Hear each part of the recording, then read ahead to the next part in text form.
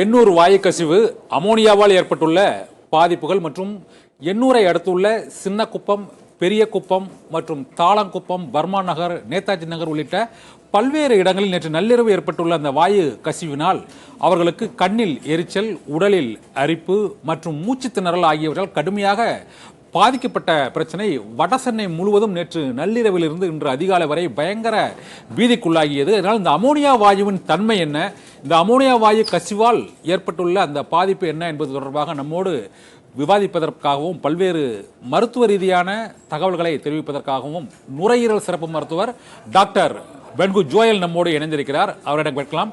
Doctor வணக்கம். Doctor வணக்கம். வணக்கம் டாக்டர் வணக்கம். நேற்று இந்த கோரமண்டல் உர தொழிற்சாலையில அந்த கடலில் இருந்து அந்த தொழிற்சாலைக்கு வரக்கூடிய அந்த அமோனியா வாயுவை கொண்டு வரக்கூடிய அந்த திரவ எரிவாயு வாயுவை கொண்டு வரக்கூடிய அந்த குழாயில் ஏற்பட்டுள்ள கசிவினால் அந்த காற்றில் ஒரு 400 மைக்ரோகிராம் அளவுக்கு தான் அந்த அமோனியா வாயுவின் அளவு இருக்கணும் என்று அந்த அளவு இருக்கிறது. அதில் 4900 மைக்ரோகிராம் அளவுக்கு அந்த அமோனியா வாயுவின் தன்மை அதிகரித்திருப்பதால் அந்த பகுதி மக்களுக்கு அந்த திடீர் என்று அந்த எரிச்சல், கண்களில் எரிச்சல் மற்றும் மூச்சு திணறல், அரிப்பு உள்ளிட்ட பல்வேறு விதமான உடல் உபாதைகள் ஏற்பட்டிருக்கின்றன. கடலிலும் இந்த 5 மைக்ரோகிராம் அளவுக்கு தான் இந்த அமோனியா வாயுவின் அளவு இருக்க வேண்டும். ஆனால் 49 மைக்ரோகிராம் அளவுக்கு இது அதிகரித்திருக்கிறது.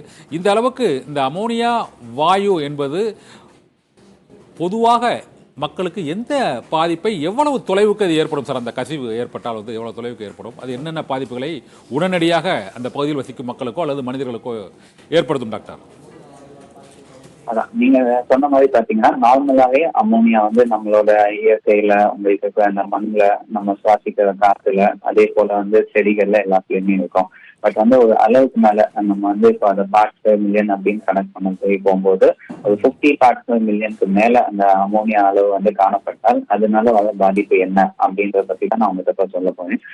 நமக்கு மனிதர்கள் நம்ம என்ன தெரியும்னா கண்ணுல ஒரு எரிச்சல் அது ஒண்ணு இருக்கும், மூக்குல ஒரு அடைப்பு, உங்கள்கிட்ட சளி வர ஃபீலிங், தொண்டையில ஒரு இன்ஃபிளமேஷன், மியூக்கஸ் ப்ரொடக்ஷன் அப்படின்னு சொல்லுவோம். இதுதான் ஆரம்ப சிம்டம். இந்த என்ன விஷயம் அப்படின்னு பாத்தீங்கன்னா உங்களுக்கு கண்ணால நீங்க இந்த கேஸ் பார்க்க முடியாது. அந்த ஸ்மெல்லை வச்சுதான் நம்ம ஐடென்டிஃபை பண்ண முடியும். எப்படி உங்களுக்கு ஒரு யூரின் ஸ்மெல்லோ இல்ல ஒரு ஸ்வெட்டோட ஸ்மெல் இருக்கும், அந்த மாதிரி ஒரு சஃபகேட்டிங் ஸ்மெல்லோட காசு நமக்கு இருக்கும்.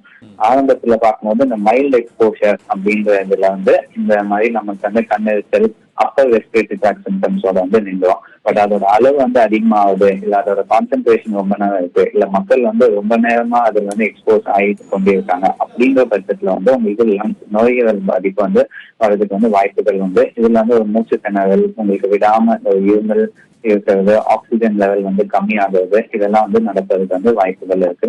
மூன்றாவது நீங்க பார்க்கும்போது ரத்தத்துல கலப்படம் ஆகும்போது ரொம்ப ஹை கான்சென்ட்ரேஷன், கிட்டத்தட்ட ஒரு 2000 பார்ட்ஸ் பெர் மில்லியன் மேல போகும்போது என்ன ஆகும் அப்படின்னா உங்களுக்கு திடீர்னு மயங்கி விழுற அளவுக்கான அமோனியா லெவல் உடம்புல அதிகமாகும் போது இந்த மாதிரி நடக்கிற வாய்ப்புகளுமே உண்டு.